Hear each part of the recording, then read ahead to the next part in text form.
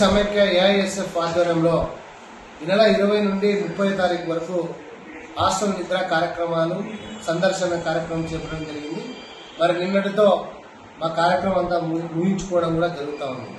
ప్రధానంగా రాష్ట్ర వ్యాప్తంగా 26 జిల్లాల్లో ఏఐఎస్ఎఫ్ నాయకత్వం అంతా కూడా హాస్టల్లో సందర్శించడం జరిగింది. ప్రధానంగా మా దృష్టికి వచ్చినటువంటి అంశాలు హాస్టల్లో విద్యార్థులకు మంచినీటి వాటర్ ప్లాంట్లు ఏర్పాటు చేయాలని, అదేవిధంగా మరుగుదొడ్లు సరిపడే ఏర్పాటు చేయాలని, రంగుపెట్లు, దుప్పట్లు, గ్లాసులు విద్యార్థులకు ఇవ్వలేదని, అదేవిధంగా నెలవారీగా రావాల్సినటువంటి బిల్స్, మెయింటెనెన్స్ బిల్స్ ఇవ్వలేదని, అదేవిధంగా వార్డన్లు ఖాళీలు, అదేవిధంగా కుక్కు, అటెండర్, కమాండ్ డిప్యూటర్ పోస్టులు కూడా ఖాళీలు ఉన్నాయి.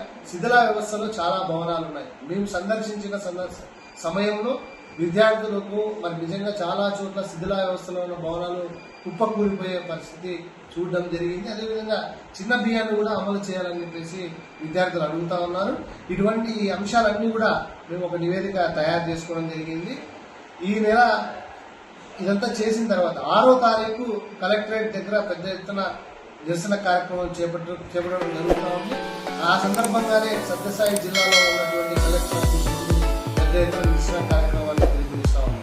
దీంట్లో ఉన్నటువంటి జిల్లాలో ఉన్నటువంటి విద్యార్థులు, హాస్టల్ విద్యార్థులు, అదేవిధంగా కస్తూర్బా పాఠశాల విద్యార్థులు, గురుకుల పాఠశాల విద్యార్థులు అంతా కూడా ఏదైతే మరి ఆ సమస్యలు ఉన్నాయో, హాస్టల్ సమస్యలు, వాటి పరిష్కారం కోసం ఏఐఎస్ఎఫ్ చేపడుతున్నటువంటి కార్యక్రమంలోకి పాల్గొని విజయవంతం చేయాల్సిందిగా విద్యార్థి లోకానికి విజ్ఞప్తి చేస్తా ఉన్నాం. అదేవిధంగా మరి ఇటీవల రాష్ట్ర ప్రభుత్వం జీవో నంబర్ 107, 108ను రద్దు చేయకుండా కొనసాగించడం అనేది సరైనటువంటి పద్ధతి కాదు.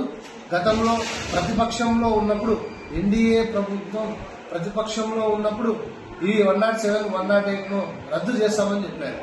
ప్రభుత్వం అధికారంలోకి వచ్చిన తర్వాత నారా లోకేష్ గారే డైరెక్ట్ గా చెప్పడం జరిగింది. యువగలంలో ఈ జీవో నంబర్ను రద్దు చేయాలి, దీనివల్ల నష్టపోతారు పేద విద్యార్థులకు చెప్పడం జరిగింది.